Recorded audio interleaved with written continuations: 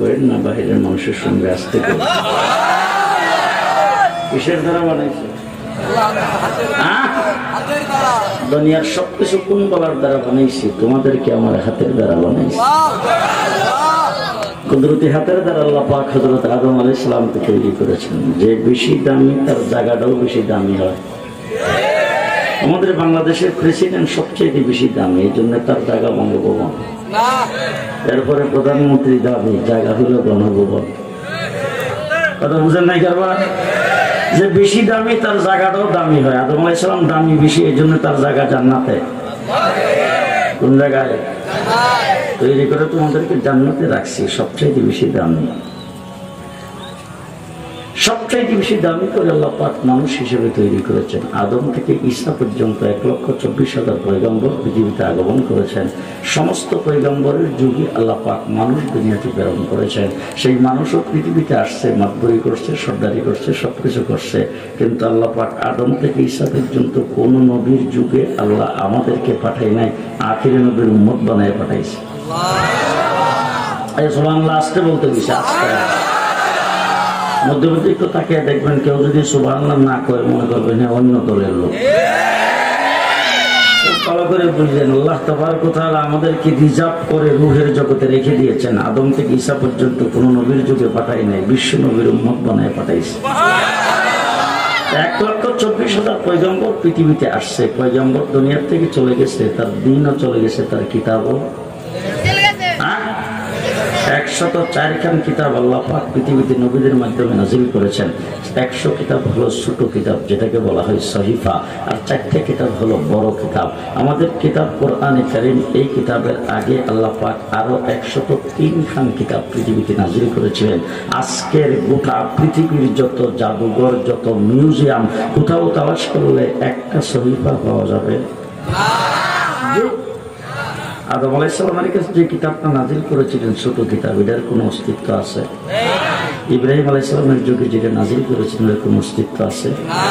জবুর কিতাব হযরত দাউদ আলাইহিস সালামের কাছে নাজিল করেছিলেন। আজকের পৃথিবীতে জবুরের একজন অনুসারীও নাই, কিতাবও নাই। আছে? তাওরীত হযরত মুসা আলাইহিস সালামের কাছে নাজিল করেছিলেন। আজকে পৃথিবীতে একটা বিশাল অংশ আছে ইহুদি ধর্মাবলম্বী, যারা হযরত মুসা আলাইহিস সালামের উম্মতের দাবিদার, তাওরীত কিতাবের দাবিদার। তাদেরকে চ্যালেঞ্জ করে বলতে চাই, মুসা আলাইহিস সালামের কাছে যে তাওরীত কিতাবটা নাজিল করেছিলেন আল্লাহ পাক, এটার একটা কপি বাবার বেটা হয়ে দেখাও তো। আছে তো? কোথা দিয়ে আসতে কর আছে? পৃথিবী আসমানের নিচে জমিনের উপরে তাওরীতের একজন হাফেজ আছে? আমার নবী পৃথিবীতে আগমনের মাত্র 500 বছর আগে হযরত ঈসা আলাইহিস সালাম পৃথিবীতে আগমন করেছিলেন।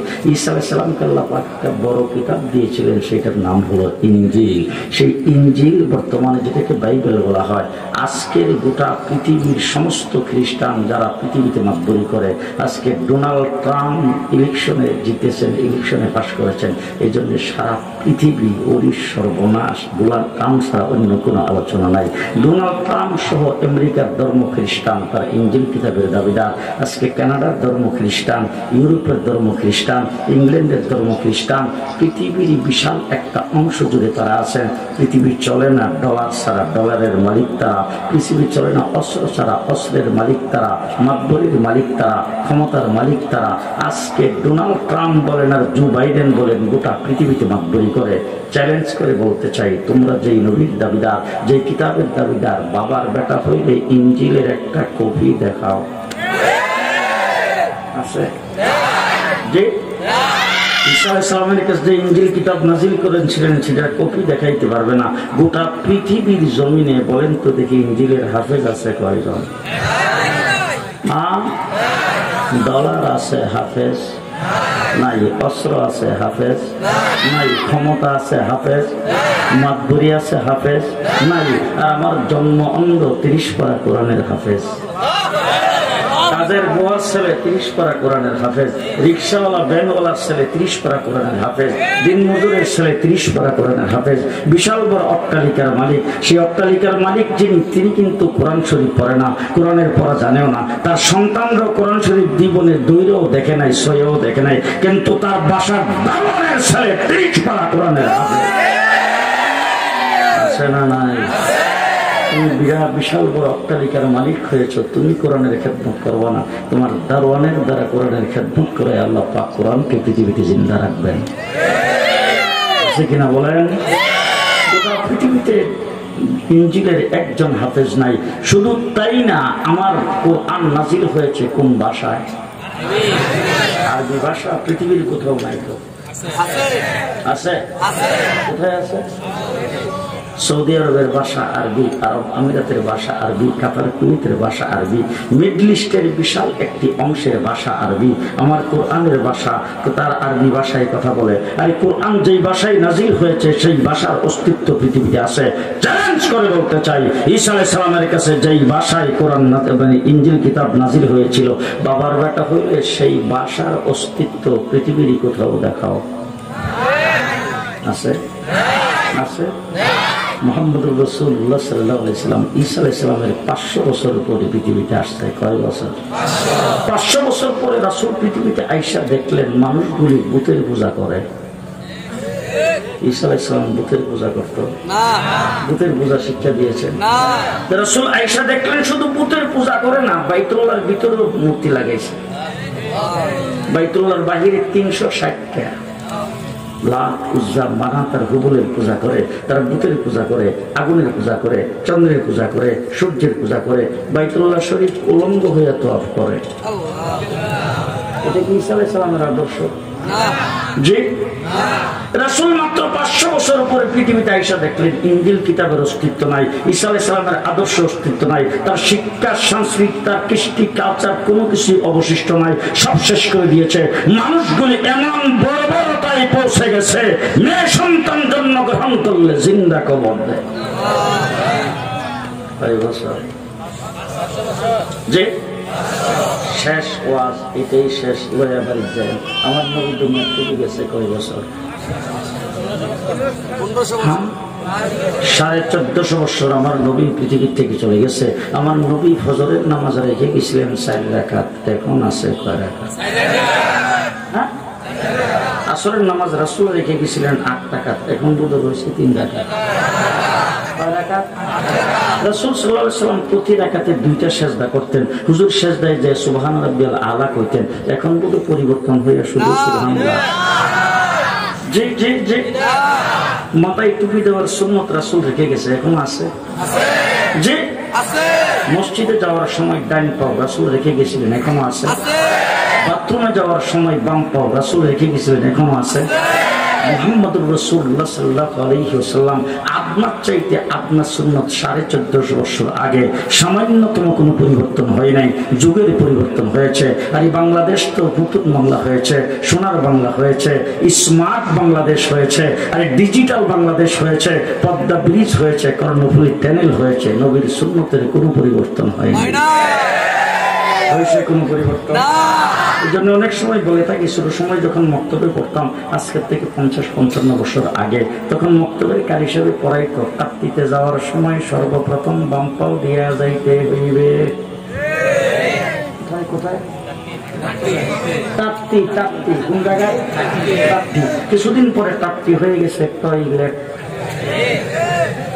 এর কিছুদিন পরে হয়ে গেছে ল্যাট্রিন, এরপরে হয়েছে বাথরুম, বর্তমানে ওয়াশরুম। তাপ্তিতে যাওয়ার সময় ছিল বাম পাও, ওয়াশরুমে যাওয়ার সময় বাম পাও। আর তাপ্তি বাথরুমে পরিণত হতে পারে, ওয়াশরুমে পরিণত হতে পারে। নবীর সুন্নতের কোনো পরিবর্তন নাই, হয়েছে পরিবর্তন হয় নাই। আমার নবী 23 বছরের জিন্দেগি 13টা বছর পর্যন্ত কাটছে নির্যাতন আর নির্যাতন। হুজুর মক্কা থেকে হিজরত করে 13 বছর পরে যখন গেলেন মদিনায়, নবুয়তির 13 বছর, রাসূল মদিনায় যাওয়ার পরে সেখানে যায় খুব শান্তি। যে 1 বছর পার হইতে দেরি আবু জাহেল মদিনায় আক্রমণ করার জন্য গেছে। রাসূল সাল্লাল্লাহু আলাইহি ওয়াসাল্লাম বদরের যুদ্ধে গেছেন, মুসলমানের সংখ্যা 313। 313। এবার আসেন দিকে হযরত নূহ আলাইহিস সালাতু ওয়াস সালাম 950 বছরের নবী, উম্মতের সংখ্যা মাত্র 80 জন। কয় বছরে? 950 বছরে 80 জন। খুব ভালো করে বুঝছেন, 950 বছরে 80 জন। আর আমার নবী বদরের যুদ্ধ প্রথম, সেখানে গেছেন 313 জন। 1 বছর পরে উহুদের যুদ্ধ, সেখানে সংখ্যা হইল 750। আল্লাহ নবী 6ষ্ঠ হিজরিতে গেছেন সুলহ হুদাইবিয়া, মক্কায় যাইতেছিলেন উমরা করার জন্য, রাস্তায় বাধা দিয়েছে হুদাইবিয়া নামক স্থানে। সেখান থেকে রাসূল চুক্তিবদ্ধ হয়ে উমরা না করে ফেরত আসছেন। সেখানে উম্মতের সংখ্যা ছিল 1400। 8ম হিজরিতে রাসূল মক্কা নগরীতে প্রবেশ করেছেন, সেখানে সংখ্যা হলো 10,000। রাসূল 10ম হিজরিতে আরাফার ময়দানে হাজির হয়েছেন 1,24,000। 10 বছরে 1,24,000। সেই জায়গায় কোরআনের আয়াত নাযিল হয়েছে, আল ইয়াউমা আকমালতু লাকুম দীনাকুম, আজকের দিনে তোমাদের দিনকে, তোমাদের দিন অল কমপ্লিট। বলে কেমন করে কমপ্লিট? আমার নাম রব্বুল আলামিন, আমি হইলাম রব, জগতের রব আমি রব্বুল আলামিন, আর আপনি হইলেন রাহমাতুল লিল আলামিন। আমি আল্লাহ পাকের প্রতিনিধি পৃথিবীতে প্রেরণ করেছি 1,24,000 নবী, আর আপনি রাহমাতুল লিল আলামিন, আপনার প্রতিনিধি সাহাবী তার সংখ্যা 1,24,000। নবীর সংখ্যা কয় হাজার? 1,24,000। আর নবীর সাহাবীর সংখ্যা 1,24,000। এই জন্য আমার প্রতিনিধি নবী, তার সংখ্যা 1,24,000, আর আপনার প্রতিনিধি সাহাবী, তার সংখ্যা 1,24,000। আল ইয়াউমা আকমালতু লাকুম দীনাকুম, আজকের দিনে আইসা 1,24,000 সাহাবায়ে কেরামের সামনে আমি আল্লাহ পাক তোমাদের জন্য তোমাদের দিনকে আল কমপ্লিট করে দিলাম। মুহাম্মদুর রাসূলুল্লাহ যখন এই আয়াত সকল সাহাবায়ে কেরামের সামনে করলেন, সবাই মিলে খুশিতে বাক, কিন্তু চোখ দিয়ে পানি ঝরতেছে। এবার আনন্দশ্রু, চোখ দিয়ে পানি ঝরতেছে, আবার খুশিও আছে। খুশির মধ্যে চোখ দিয়ে পানি কি জন্য ঝরতেছে? তাদের ভিতরে তখন কল্পনা হচ্ছে, হা দিন কমপ্লিট হয়েছে, আজকে আমাদের জন্য কত সুনসিব। কিন্তু আমির হামদার লাশটা টুকরা টুকরা করে এই দিনের গাছের গোড়ার মধ্যে ডালতে হয়েছে। দিন তো কমপ্লিট হয়েছে, যে দিনের জন্য হযরত সুমাইয়াকে জীবন দিতে হয়েছে। দিন কমপ্লিট হয়েছে, যে দিনের জন্য হযরত বেলাল নির্যাতিত হয়েছে। দিন কমপ্লিট হয়েছে, এই দিনের জন্য আবু বকর সিদ্দিককে পিটাইতে নাকের হাড্ডি ভেঙে দেওয়া হয়েছে। 3 দিন পরে হুঁশ আসছে। দিন কমপ্লিট হয়েছে, এই দিনের জন্য তাইফের জমিনে রাসূল বৃষ্টির মতো পাথরের আঘাত খেয়েছে। দিন কমপ্লিট হয়েছে, এই দিনের জন্য রাসূল উহুদের লড়াইয়ে দান শহীদ করেছেন। দিন কমপ্লিট হয়েছে, 13 বছরের নির্যাতনের ইতিহাস, 23 বছর নির্যাতনের ইতিহাস, যুদ্ধের ইতিহাস, সাহাবায়ে কেরামের করুণ ইতিহাস, তাদের অন্তরে আসতেছে, চোখের পানি ছাড়তেছে। এমন সময় দেখে হযরত আবু বকর সিদ্দিক বসে বসে কাঁদতেছে। সাহাবায়ে কেরাম জিজ্ঞেস করেছেন, আবু বকর আজকে তো বড় খুশির দিন, তুমি এখানে বসে বসে কাঁদতেছো, কারণটা কি? বলে দেখো, তোমরা যেই জন্য খুশি আমিও সেই জন্য খুশি, কিন্তু একটা জিনিস ভালো করে মনে রাখো, দিন কমপ্লিট করার জন্যই আল্লাহর হাবিবকে আল্লাহ পাক পৃথিবীতে প্রেরণ করেছেন। দিন কমপ্লিটের বার্তা যেহেতু এসে গেছে, তার দ্বারা বোঝা গেল আল্লাহর হাবিব আর দুনিয়াতে থাকবেন না। যখন আবু বকর সিদ্দিক এই কথা বলছেন, আবু বকর সিদ্দিকের কথা চতুর্দিকে ছড়িয়ে পড়ছে, গোটা আরাফার ময়দানে কান্নার দুল পড়ে গেছে। আল্লাহ নবী তখন সাহাবায়ে কেরামের সামনে ডাক দিয়ে বলছেন, ও সাহাবীরা শোনো, কাঁদতে হবে না, সুসংবাদ ভালো করে শুনে নাও। অতীতে নবী দুনিয়ার থেকে চলে গেছে, নবীর দিন চলে গেছে, নবীর মুজিজা চলে গেছে, নবীর তরিকা চলে গেছে, নবীর শরীয়ত চলে গেছে, নবী দুনিয়ার থেকে চলে গেছে।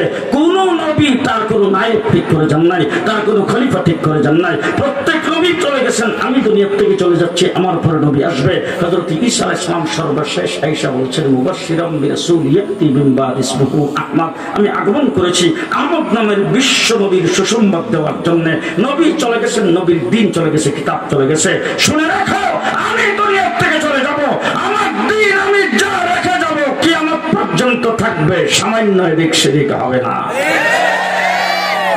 আছে এখনো আছে, থাকবে কিয়ামত পর্যন্ত, কোন পরিবর্তন হবে না, আরো চলে কোন পরিবর্তন হবে না। হবে না, হবে না। ও আমার ভাইরা খুব ভালো করে মনে রেখেন, কোরআন আল্লাহ পাক 30 পারা নাজিল করেছেন রাসূলের কাছে। সেই 30 পারা কোরআন এখনো আছে।